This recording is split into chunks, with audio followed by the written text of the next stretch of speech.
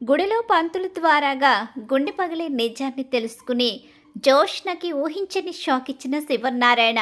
మరిదంతా ఎలా జరగబోతుందో తెలుసుకోవాలనుకుంటే వీడియోనైతే చివరి వరకు మిస్ కాకుండా చూసేయండి. అలానే మా వీడియో నచ్చితే లైక్ చేయడం మాత్రం మర్చిపోకండి. ఇక తను మెలకువలోకి వచ్చిన తర్వాత శివనారాయణని అందరినీ అడుగుతూ ఉంటుంది.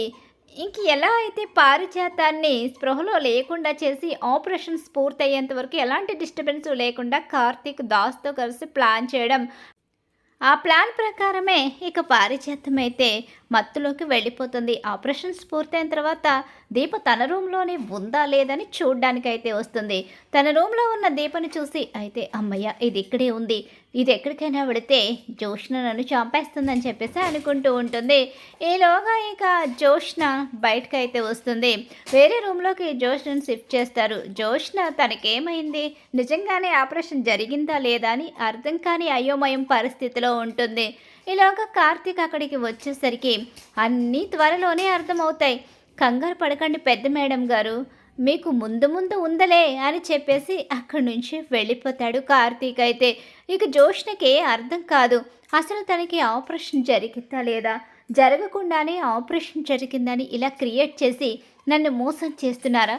గ్రాని శౌర్య శౌర్య బావకి దొరికేసిందా, దొరికేసిందే. శౌర్య ఎప్పుడో దొరికేసింది.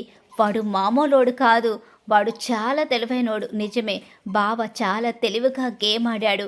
ఎందుకంటే ఆపరేషన్ జరుగుతూ ఉన్న సమయంలో అదే రూమ్లోకి దీప రావడం నేను గమనించాను. కానీ నాకు బాగా మత్తు ఇంజెక్షన్ ఇచ్చి నన్ను అసలు ఏమీ తెలియకుండా అక్కడ పడుకోబెట్టారు. అంటే ఏదో జరిగింది అని చెప్పి జోష్న ఆలోచించుకుంటూ ఉంటుంది. ఇక ఆపరేషన్ పూర్తవడం, ఆపరేషన్ సక్సెస్ఫుల్గా పూర్తయింది కాబట్టి ఇక ఇంటికి వెళ్దామని చెప్పేసి అనుకుంటూ ఉంటారు. 2 డేస్లో డిశ్చార్జ్ చేస్తామని చెప్పేసి డాక్టర్ కూడా చెప్పేస్తుంది. అలా చెప్పడంతో ఇక దశరథ వీళ్ళందరూ చాలా హ్యాపీగానే ఫీల్ అవుతారు. ఇక దీప కడుపులో బిడ్డ గురించి ప్రస్తుతం ఇక ఆలోచించడం మానేస్తారు. దీప కడుపులో బిడ్డ గురించి దశరథ అలాగే కార్తీక్ అయితే బాధపడుతూ ఉంటారు.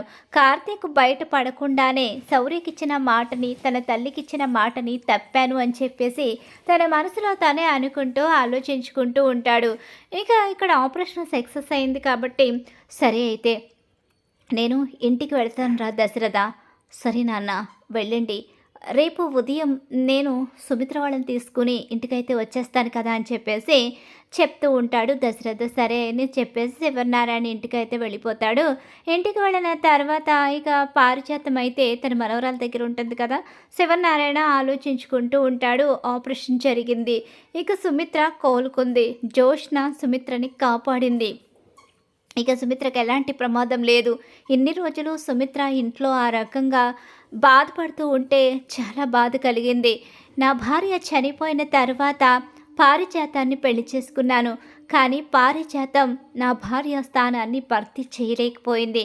స్వార్థం, అబద్ధాలు ఇవే తప్ప తను ఏ రోజు కూడా ఇంటి గురించి ఆలోచించలేదు.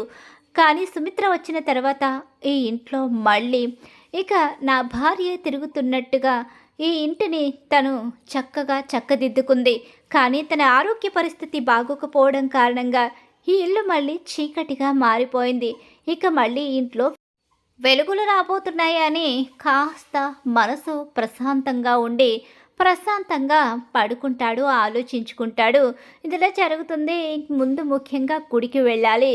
గుడికి వెళ్ళి గుళ్ళో దేవుడికి దండం పెట్టుకొని అమ్మవారికి చీర సమర్పించి రావాలి అని చెప్పేసి శివనారాయణ నిర్ణయించుకుంటాడు. కోడల ఆరోగ్యం పూర్తిగా బాగుంది కాబట్టి ఇక తనకి ఎలాంటి ప్రమాదం లేదని తెలుసుకున్న తర్వాత శివనారాయణ గుడికైతే బయలుదేరుతాడు.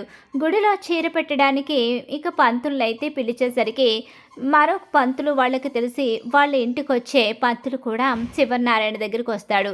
ఈలోగా పంతులు పూజ చేయడానికి శివనారాయణని అక్కడ నిలబడమనేసరికి ఇక ఆ స్వామీజీ అయితే శివనారాయణ దగ్గరికి వచ్చేసరికి, స్వామి మీరా? అవును, మీరు ఎలా ఉన్నారు? ఇప్పుడు మీ కోడలికి అంతా బాగానే ఉందా? అన్ని రకాలుగా ఇక మీకు మీ ఇంట్లో సమస్యలు తీరిపోయాయా? ఏమంటున్నారు? అవును, నా కోడలికి బాగానే ఉంది. నా మనవరాలు జోష్న నా కోడల్ని కాపాడింది కాబట్టి ఇక అన్ని సమస్యలు తీరిపోయాయి పంతులు గారు. మీరు చెప్పారు కదా గండం ఉందని ఆ గండాన్ని దాటుకొని నా కోడలు మృత్యుంజయురాలయ్యింది. చాలా సంతోషంగా ఉంది. ఇదంతా కూడా ఆ దైవం మాకు తోడుండడం వల్ల జరిగిందే. నిజమే. ఆ దైవం తోడుండడం వల్లే మీకు ఈరోజు ఇంత పెద్ద గండాన్ని దాటి మళ్ళీ మీ కుటుంబం సంతోషంగా ఉండడానికి కారణం. నిజంగా ఇక దశరథ గారు చేసిన హోమం ఫలితంగానే ఈరోజు మీకు ఇవన్నీ సాధ్యమయ్యాయి. ఇక మీ మనవరాల గురించి కూడా మీకు తెలిసిపోయింది కదా. మీ మనవరాలు కడుపులో బిడ్డకి ఏమవుతుందో అని చెప్పేసి చాలా బాధపడ్డారు దశరథ గారు. కడుపులో బిడ్డ బ్రతకాలి, తన భార్య బ్రతకాలి, తన కూతురు బ్రతికి సంతోషంగా ఉండాలి అని చెప్పేసి చాలా టెన్షన్ పడ్డారు. ఇన్నేళ్ల తర్వాత అయినా మీ మనవరాలు ఎవరో మీరు తెలుసుకోగలిగినందుకు చాలా సంతోషంగా ఉందండి. అదేంటి, నా మనవరాలు జోష్నే కదా?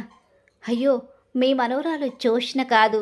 నేను ఆ రోజు అక్కడికి వచ్చి జాతకం చూస్తున్నప్పుడే చెప్పాలి అనుకున్నాను, కానీ అది అప్పుడే తేలే విషయం కాదని మేము ఏది చెప్పినా సరే ఆ దైవం పలికిస్తేనే కదా మా నోట మాట బయటకు వస్తుంది. ఆ దైవం అప్పుడు మా చేత ఆ మాటను బయటికి రానివ్వలేదు. కానీ ఇప్పుడు ఆ విషయం బయటికి వచ్చే సమయం వచ్చింది కాబట్టే ఇప్పుడు మీరు ఒక్కొక్కరుగా ఈ విషయాన్ని తెలుసుకుంటున్నారు. జోష్న మీ ఇంటి వారసురాలు కాదు, దీప మీ ఇంటి అసలు వారసురాలు. ఈ విషయం దశరథ గారికి కూడా తెలుసు. దశరథ గారు అందుకనే హోమాన్ని చేయించారు అని చెప్పేసి ఇక అక్కడున్న స్వామీజీ అయితే నిజాన్ని చెప్పేస్తాడు. ఒక్కసారి షాక్ అయిన శివనారాయణ ఇంటికైతే వెళతాడు. దశరథ అని చెప్పి అనేసరికి, ఏమైంది నాన్న? సుమిత్రకి ఎలా ఉంది? సుమిత్ర బాగానే ఉంది, పడుకుంది. అసలు ఇక్కడ ఏం జరుగుతుంది? జోష్న ఎవరు? ఈ ఇంటి వారసురాలు ఎవరు అని చెప్పి గట్టిగా శివనారాయణ నిలదీసరికి, అదేంటండి, ఈ ఇంటి వారసురాలు జోష్నే కదా? నిన్ను అడగలేదు, జోష్న ఎవరో చెప్పు నువ్వని చెప్పేసి దశరథని నిలదీస్తాడు. అలా నిలదీసేసరికి, నాన్న ఎందుకు ఇలా అడుగుతున్నారు? జోష్న ఎవరు చెప్పమని మాత్రమే అడిగాను దశరథ అని చెప్పి శివనారాయణ అనేసరికి, జోష్న దాసు కూతురు, పారిజాతం పెన్ని మనవరాలు. అంటే నా మనవరాలు నీ మనవరాలు దీప. మరి నా మనవరాలు నాకెందుకు దూరమైంది? పారిజాతం వారసురాలు ఈ ఇంటికి ఎందుకు వచ్చింది? ఇదంతా పిన్ని చేసిన కుట్ర కారణంగానే జరిగింది అని దశరథ మొత్తం నిజాలన్నీ బయట పెట్టేస్తాడు. పారిజాతం బిడ్డలు పుట్టినప్పుడు చేసిన కుట్ర, సైదుల్ని చంపేయడం దగ్గర నుంచి ఇప్పుడు జోష్న చేస్తున్న కుట్రలు, దీప విషయంలో జోష్న పన్నిన పన్నాగాలు, దీపని చంపేయాలనే జోష్న ఆలోచన, ఇవన్నీ కూడా మొత్తం బయట పెట్టేస్తాడు దశరథ. అలా దశరథ ఎప్పుడైతే నిజాన్ని బయట పెడతాడో శివనారాయణ షాక్ అయిపోయి ఉండిపోతాడు. నా ఇంట్లోనే శత్రువుని పెట్టి, నా ఇంట్లోనే నా మనవరాల్ని దూరం చేసి, ఇంట్లో ఉంటూ ఈ ఇంటి ఉప్పు తింటూ ఇంత మోసం చేస్తుందా? బ్రతకనివ్వను, దీన్ని బ్రతకనివ్వకూడదు అంటూ రివాల్వర్ తెచ్చి గురిపెడతాడు. తాత, అది కాదు తాత, చెప్పేది విను తాత, అసలు చంపాల్సింది దీన్ని కాదు నిన్ను, నా మనవరాల్నే చంపాలని చూస్తావా? నిజం తెలుసుకున్న తర్వాత అయినా నువ్వు అసలు ఈ ఇంట్లో పెరిగావు కాబట్టి, ఇంతకాలం మేము నిన్ను ప్రేమగా చూసుకున్నాం కాబట్టి నువ్వు మాకు కృతజ్ఞతగా నా మనవరాలు గురించి నువ్వు చెప్పాలి. చెప్పకపోయగా మీ నానమ్మలా నువ్వు కూడా స్వార్థంగా ఆలోచించి ఆస్తి కోసం నా మనవరాల్నే చంపాలి అనుకున్నావు. నిన్నెలా క్షమిస్తాను అనుకుంటున్నావు? పారిజాతాన్ని చంపేసి నిన్ను జైల్లో పెట్టించి జీవితమంతా చిప్పకూడి తినేలా చేస్తాను అని చెప్పేసి శివనారాయణ పారిజాతం వైపు రివాల్వర్ గురిపెట్టేసరికి, నన్ను క్షమించండి, నేను తప్పు చేశాను, కానీ అప్పుడు ఏదో మీ మీదున్న కోపంతో అలా చేశాను. కోపంతో చేస్తావా? నా ఇంటి వారసురాల్ని అనాథని చేసి, ఒంటరిదాన్ని చేసి, ఇక ఈ ఇంట్లో నీ మనవరాల్ని ఈ ఇంటి వారసురాల్ని చేసి మా అందరినీ మోసం చేసిన నిన్ను క్షమించే ప్రసక్తే లేదు అని చెప్పి నిన్ను చంపేస్తానని చెప్పనేసరికి ఇక అక్కడ దశరథ ఆపుతాడు. వీళ్ళు నా కళ్ళ ముందు కనిపించకూడదు, వీళ్ళు బ్రతుకుండకూడదని చెప్పంటూ ఉండగానే, కంగారు పడకండి నాన్న, వీళ్లకు ఎలా బుద్ధి చెప్పాలో నాకు తెలుసు. వీళ్ళిద్దరినీ నేనేమి విడిచిపెట్టే ప్రసక్తే లేదు. వీళ్ళిద్దరికీ బుద్ధొచ్చేలా చేస్తాను అని చెప్పేసి దశరథ పోలీసులకి ఫోన్ చేస్తాడు. అలా జోష్న పారిజాతానికి పెద్ద షాకే ఎదురవుతుంది. మరి ఖచ్చితంగా రాబోయే కథలు ఇలా అయితే జరిగిపోతుంది. ఇలా జరగాలని మీరు కోరుకుంటున్నారా? అయితే వీడియోని తప్పకుండా లైక్ చేయండి. మీరిచ్చే ఒక లైక్ మాకు సపోర్ట్ అండ్ ఎంకరేజ్మెంట్గా ఉంటుంది.